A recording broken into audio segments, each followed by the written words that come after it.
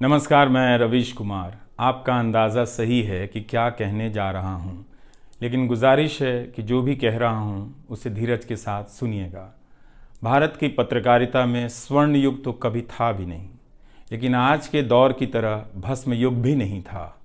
भस्म युग से मेरा मतलब है जहाँ इस पेशे की हर अच्छी बात तेज़ गति से भस्म की जा रही हो। यह दिन भी आना ही था। इस देश में अलग अलग नाम वाले अनेक चैनल हो गए हैं, मगर सब हैं तो गोदी मीडिया ही। उसका परिवेश, उसका इकोसिस्टम, पत्रकारिता का और माहौल सब खत्म कर दिया गया है। मगर पत्रकारिता करने और कराने का दावा भी सब कर रहे हैं।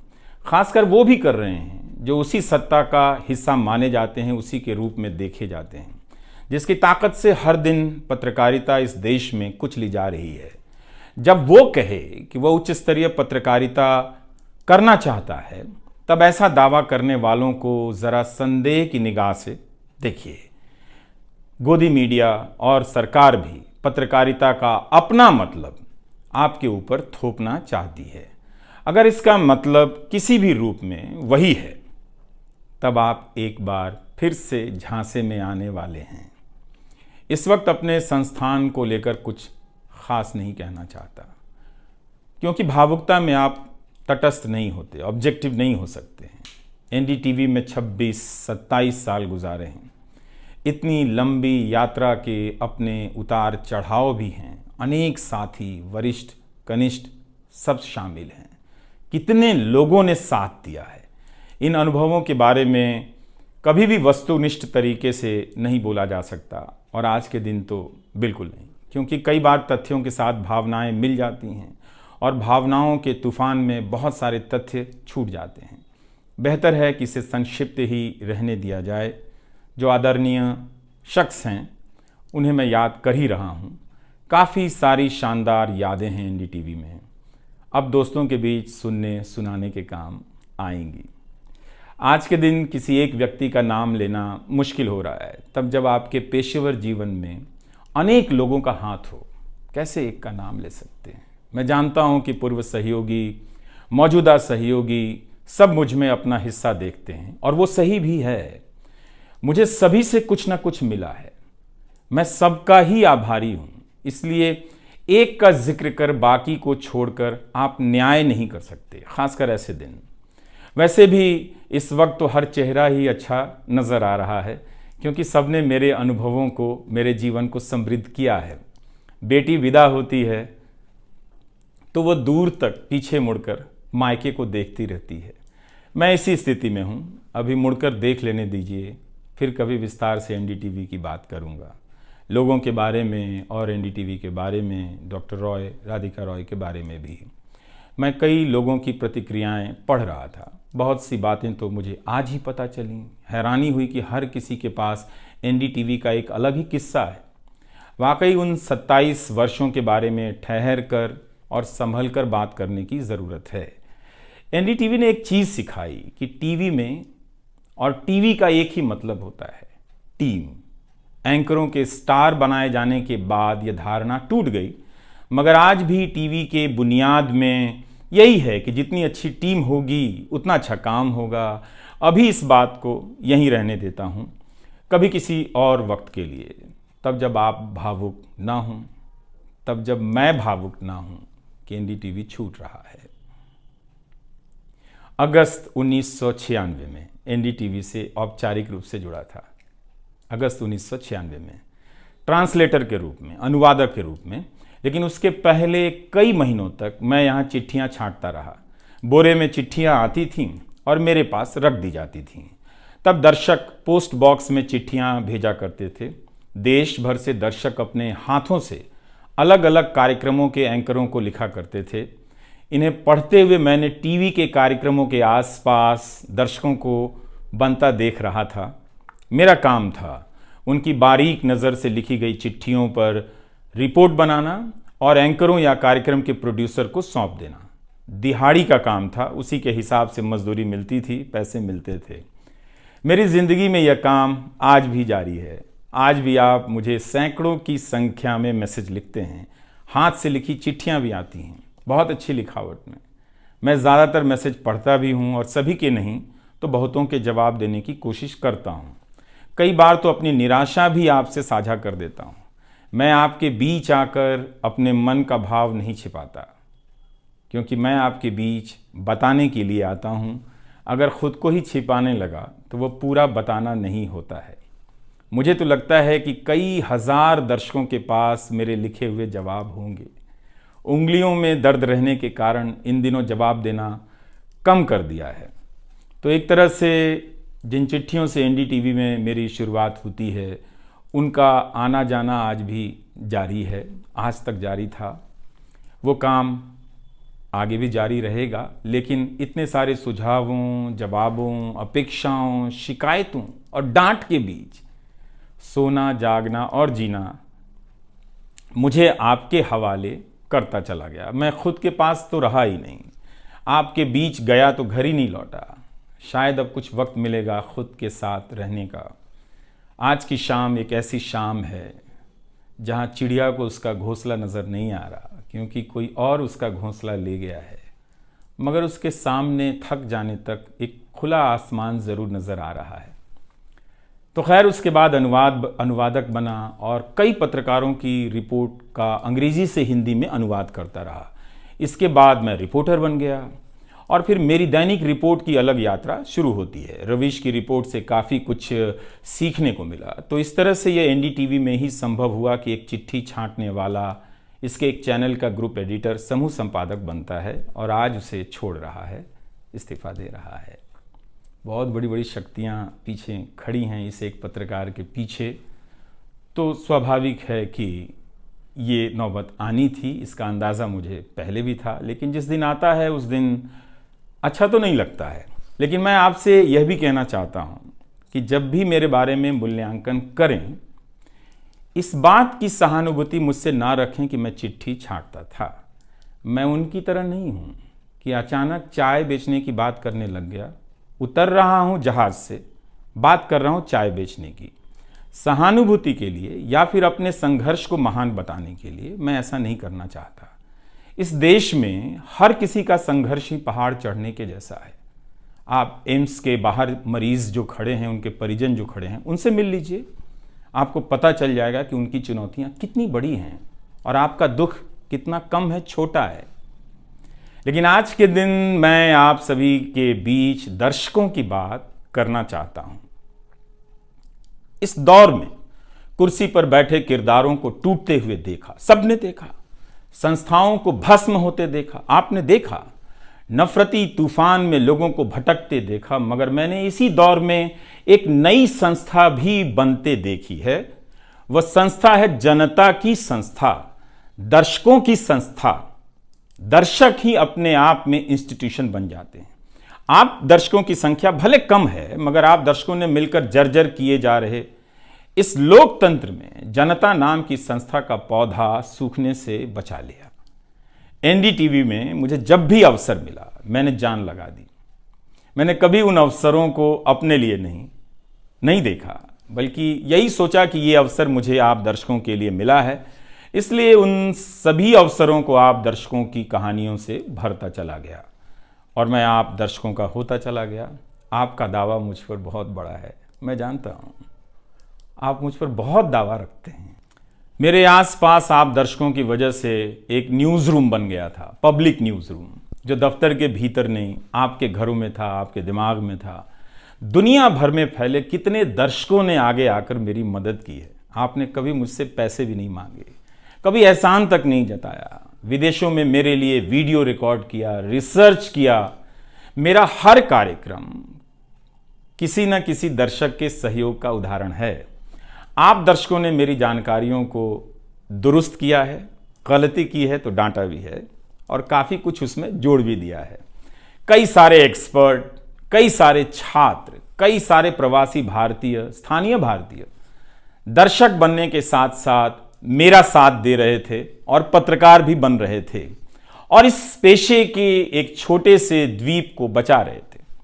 इस प्रक्रिया को बिखरते देखना, दर्शकों के बनने की प्रक्रिया को बिखरते देखना और फिर से बनते देखना बहुत सुखद अनुभव रहा।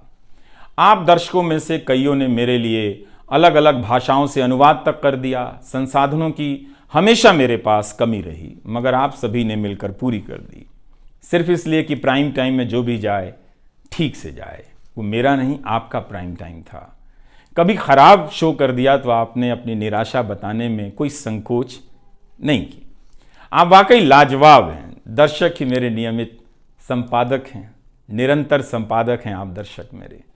मैं अक्सर कहता हूं कि एक पेड़ में कई बारिशों का पानी होता है। आपके जैसे दर्शकों के होने में ही किसी रवीश कुमार का होना है। आप हर मौसम में बरसात बनकर आ जाते हैं, सूखते पेड़ों को हरा करने आ जाते हैं। आज आपकी बदौलत यूट्यूब पर, ट्विटर पर कितने ही पत्रकार खड़े हो गए।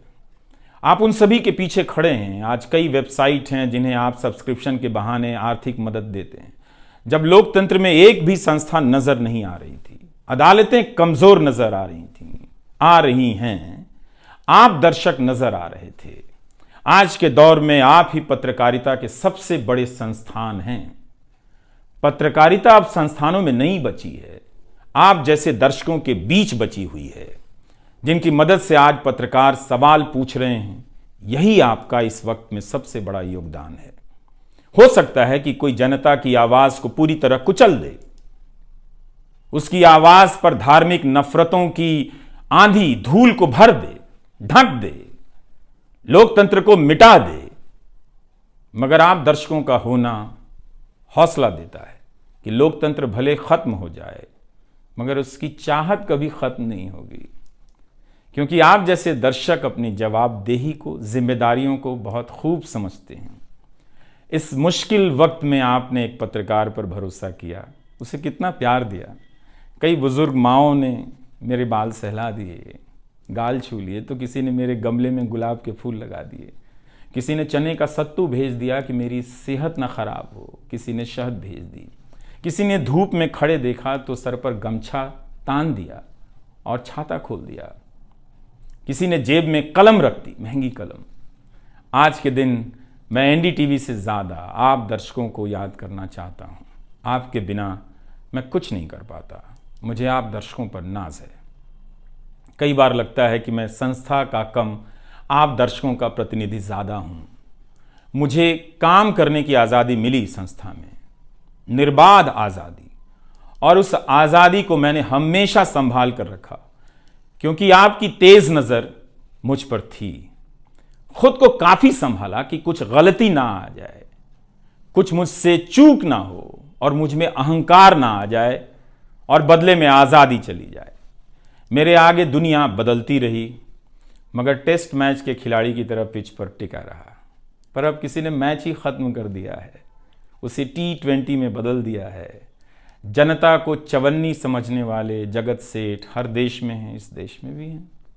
अगर वो दावा करें कि आप तक सही सूचनाएं पहुंचाना चाहते हैं, तो इसका मतलब है कि डॉलर अपनी जेब में रखकर आपकी जेब में चवन्नी डालना चाहते हैं।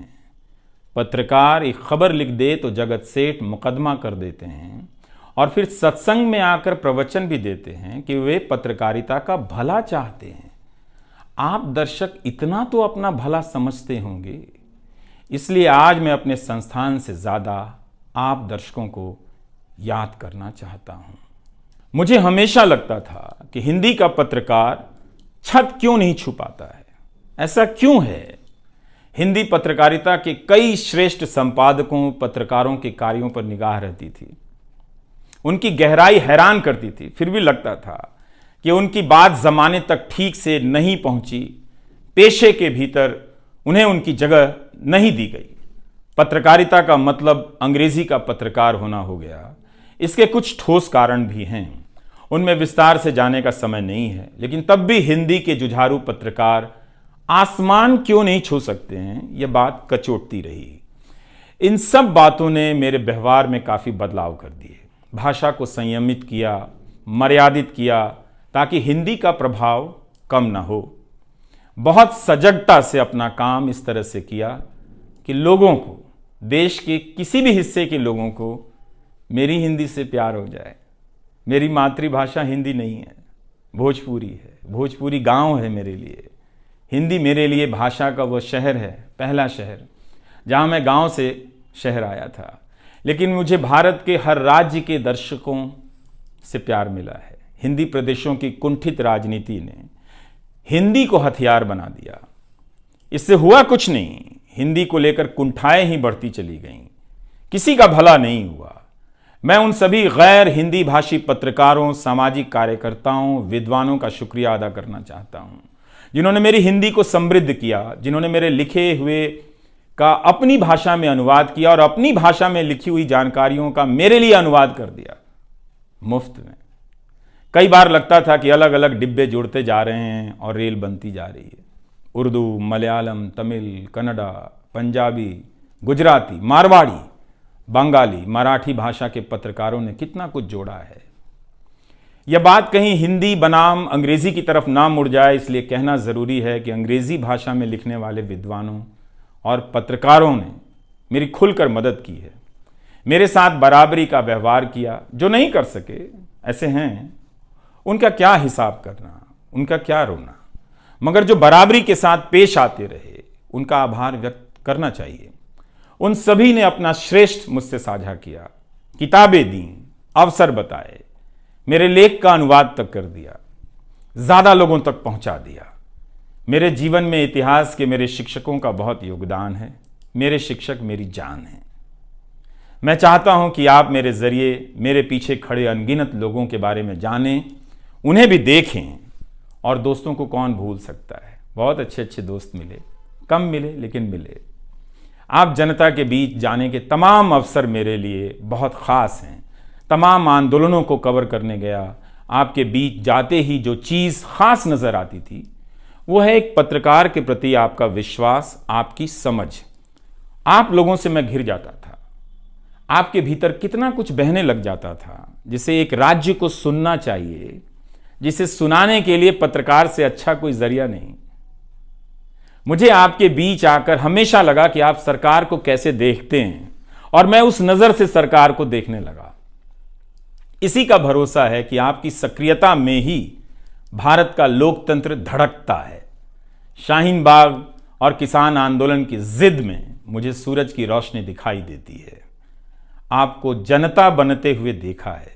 मेरा विश्वास गहरा होता चला है कि तंत्र भले खत्म हो जाए, लेकिन जनता के बीच जन बचा हुआ है।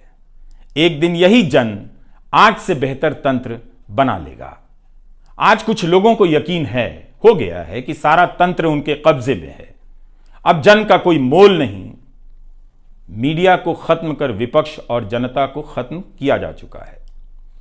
ऐसा सही भी है, मगर यही शाश्वत नहीं है।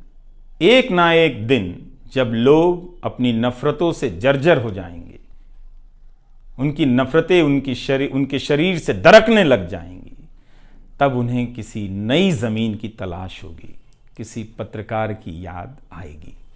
नफरत की गुलामी से बाहर आने का रास्ता आप ही बनाएंगे, आपको ही बनाना है। एनडीटीवी में मैंने लिखना, बोलना सीखा, दिखना सीखा, अच्छे कपड़े पहनना सीखा, टाई पहननी सीखी। बस केवल डांस नहीं आया, क्योंकि काम से वक्त ही नहीं मिला। आप सीख लीजिएगा। आज के दिन मैं अपनी महिला सहयोगियों को ख़ास तौर से याद करना चाहता हूँ। काम के प्रति ईमानदारी, टिक कर काम करना और पेशे की नैतिकता की समझ मुझे अपनी महिला सहयोगियों से मिली है, और मैंने उनसे चुरा भी ली है। उनसे मेरी सामाजिक और नैतिक समझ बहुत बेहतर हुई। मेरी इस यात्रा में बहुत सी समझदार औरतें और लड़कियों के अनुभव शामिल हैं। मेरी जीवन साथी का भी, मेरी बेटियों का भी, मेरे सास ससुर ने बहुत साथ दिया ताकि मैं बाहर जाकर रिपोर्ट कर सकूं। मेरी माँ, मेरी भाभी, मेरे परिवार के सदस्यों ने भी। ठठेरे की तरह सब ने पीट पीट कर पीतल से बर्तन बना दिया। ये मैं इसलिए भी रेखांकित कर रहा हूँ कि पत्रकारिता के पेशे में मर्द ही नहीं, मर्दवादियों का कब्जा है। उनकी आक्रामकता के बीच कई बार दम घुटता था। इतनी आक्रामकता के बीच आप रचनात्मक हो ही नहीं सकते, संवेदनशीलता आ ही नहीं सकती। इस पेशे में तमाम महिला सहयोगियों ने मुझे मर्दों की आक्रामकता से बचा लिया। अगर आप इस पेशे में आ रहे हैं, विद्यार्थी हैं, तो हमेशा अपनी महिला सहयोगियों के साथ सलीके से पेश आइए, उनकी काबिलियत को स्वीकार कीजिए, तारीफ कीजिए। प्राइम टाइम के वक्त अक्सर कहा करता था, मुझे काम करने दो, 9 तो 9 बजे ही बजते हैं। सुबह उठते ही मेरे दिमाग में रात के 9 बजने लग जाते थे, मैं टाइप करने लग जाता था। रोज़ 5000, 6000, 7000 शब्दों की टाइपिंग। अब शायद 9 ना बजे, प्राइम टाइम ना हो। मुझे पता नहीं था, पता नहीं है कि अब 9 बजे क्या करूँगा। मुझे टीवी से बहुत प्यार है, इस माध्यम से दिल लग गया था, शायद इसी वजह से दिल टूट रहा है। वो लाल माइक याद आता रहेगा, अब वो लाल माइक नहीं होगा।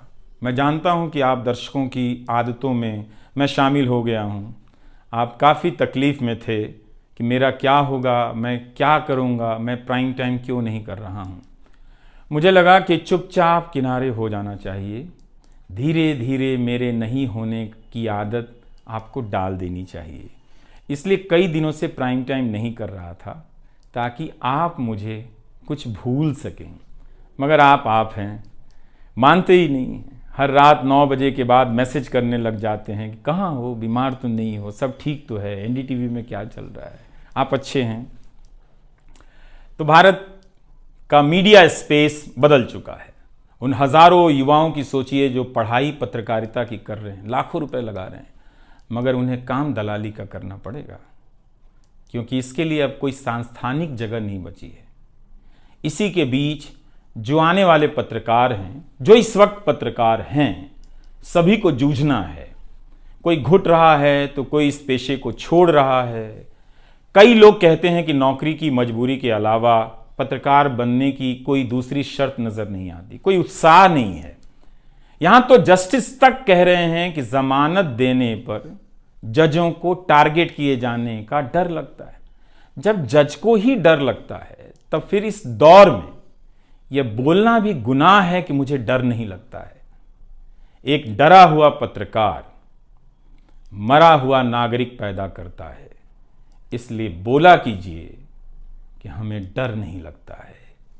आप उस देश के नागरिक हैं जिसने नंगे पांव ब्रिटिश साम्राज्य को घुटने पर झुका दिया। कोई कारण नहीं कि मैं आप पर भरोसा ना करूं कि एक दिन आप गोदी मीडिया की इस गुलामी से बाहर आएंगे। आप हमेशा इस गुलामी में नहीं रह सकते। इसकी गुलामी से आपको लड़ना ही पड़ेगा। यह सबकी लड़ाई है। इस लड़ाई के बिना आप दुनिया में सर उठाकर नहीं चल सकते। आपकी यही पहचान होगी कि आजाद देश के गोदी मीडिया के गुलाम हैं। इसके खतरे की गंभीरता को समझिए। कानून की आड़ में अब अधिकार कुचले जा रहे हैं, अभिव्यक्तियों को रौंदा जा रहा है, ताकि सारे अवैध काम वैध नजर आए। इस समय मेरे रास्ते निश्चित नहीं हैं, निश्चित हैं तो सिर्फ हौसला है। उसका भी क्या भरोसा, कभी आसमान में होता है, कभी पाताल में। एक YouTube चैनल बनाया है रवीश कुमार ऑफिशियल, और फेसबुक पेज भी है रवीश का पेज। इसे सब्सक्राइब कीजिएगा। अब मैं YouTube पर ही नज़र आऊँगा, एनडीटीवी इंडिया पर नहीं। किसी संस्था के साथ मर्यादाएं बहुत अलग होती हैं, फ्रीलांस और आज़ाद जीवन की अलग। लेकिन इस बार परिवार के साथ थोड़ा वक्त बिताना चाहता हूँ, जीना चाहता हूँ। मैंने इस्तीफ़ा दे दिया है। नमस्कार, मैं रवीश कुमार अब आपको उस चैनल पर सुनाई नहीं देगा। नमस्कार, मैं रवीश कुमार।